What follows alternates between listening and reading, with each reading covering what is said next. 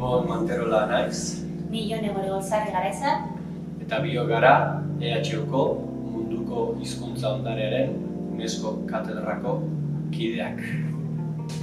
Fosterland proiektuko laugarren lanildoa koordinatzen dugu.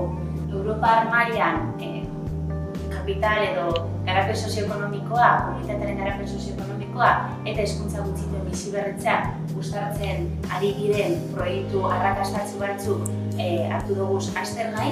Eta gure helburua da proiektu horretatik ikastea ze modutan egin dakion ekarpena hizkuntza gutxituak komunitatearen garapenari.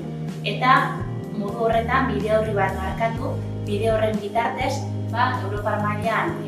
Europar mailako hizkuntza politiketan eragindako.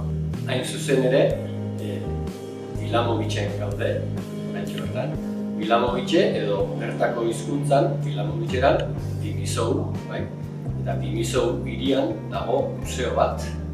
Helburu daukana, Vilamovicera hizkuntza komunitatearen nolabait kapital edo baliabide kulturalak eta linguistikoak eta ondare historikoak ezagutaraztea.